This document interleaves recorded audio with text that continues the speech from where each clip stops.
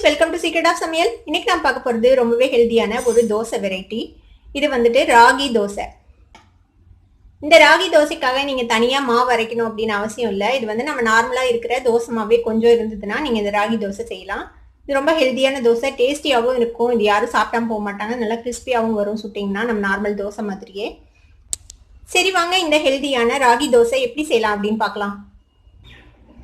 இது வந்து நம்மளோட நார்மல் இட்லி தோசை மாவு, இட்லி தோசை கரைக்கிற அந்த மாவு நல்லா ஃபெர்மெண்ட் ஆகி எடுத்து வச்சுருக்கேன். இந்த மாவு இது வந்து ஒரு 1.5 கப் அளவுக்கு எடுத்திருக்கேன். இந்த மாவு பாருங்க, நல்லா புளிச்சு நல்லா ரெடியாக இருக்குது இந்த மாவு தோசை ஊற்றுறதுக்கு.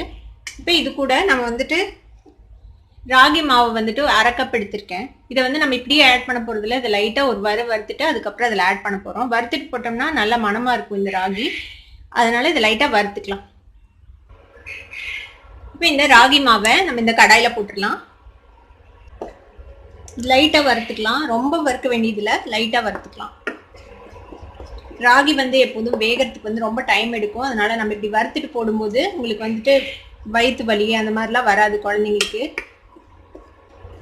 நல்ல ஃப்ளேவர்ஃபுல்லாகவும் இருக்கும் வறுத்துட்டு போடுறதுனால. இது மீடியம் ஹீட்லேயே வச்சு இப்படியே வறுத்துக்கலாம். லேசாக வறுப்பட்ட மணம் வரும், அது வரைக்கும் வறுத்துக்கலாம். பாருங்க, நல்ல மணம் வருது. ஒரு 2-3 நிமிஷம் நான் வறுத்துருக்கேன். இதை நல்லா வறுப்பட்டுருச்சு. இப்போ அடுப்பு ஆஃப் பண்ணிடலாம். இப்போ இது ஆறட்டும். ஆறுனதுக்கப்புறம் நம்ம இதை தோசை மாவில் மிக்ஸ் பண்ணிடலாம்.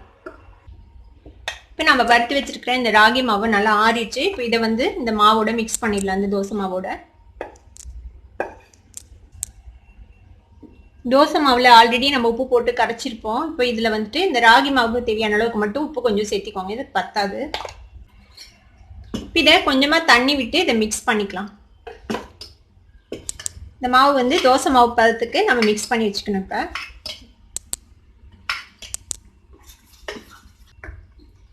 நல்லா இது கட்டி இல்லாமல் நல்லா மிக்ஸ் பண்ணிக்கோங்க.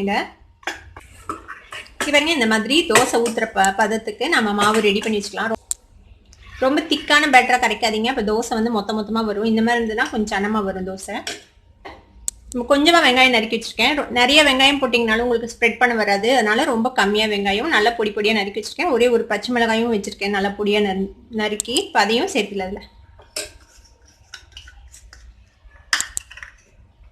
இதையும் மிக்ஸ் பண்ணி விட்டுருங்க. இந்த மாவு இப்படியே ஒரு 10 நிமிஷம் இருக்கட்டும்.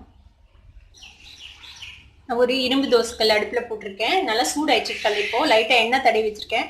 இப்போ இது மேலே லைட்டாக தண்ணி தெளிச்சுக்கோங்க.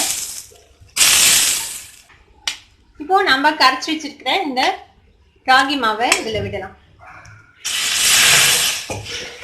இது தோசை மாதிரியே உங்களுக்கு ஸ்ப்ரெட் பண்ண வரும், அதே மாதிரி இப்படி ஸ்ப்ரெட் பண்ணி விட்டுருங்க, நல்லா சனமான தோசையா.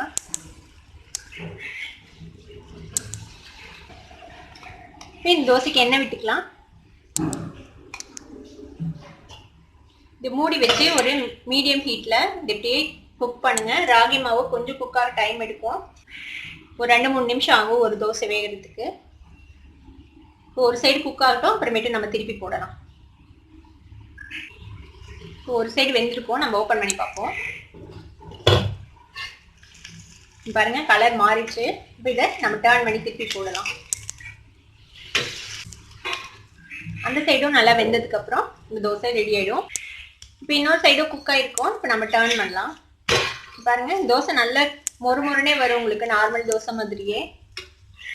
இப்போ நம்மளோட ராகி தோசை ரெடி ஆயிடுச்சு.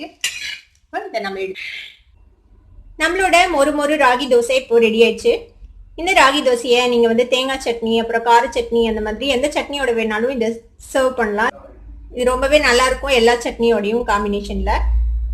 இது கண்டிப்பாக உங்கள் வீட்லையும் ட்ரை பண்ணி பார்த்துட்டு எப்படி இருந்தது அப்படின்னு எனக்கு கமெண்ட்ஸில் ஃபீட்பேக் கொடுங்க. இந்த வீடியோ உங்களுக்கு பிடிச்சிருந்தா சப்ஸ்கிரைப் பண்ணுங்கள், பக்கத்தில் இருக்கிற பெல் ஐக்கானை கிளிக் பண்ணுங்கள். அப்போ தான் என்னோட நோட்டிஃபிகேஷன்ஸ் உடனே உங்களுக்கு வந்து சேரும். லைக் பண்ணுங்கள், ஷேர் பண்ணுங்கள். தேங்க்யூ ஃபார் வாட்சிங் this video viewers. Bye bye.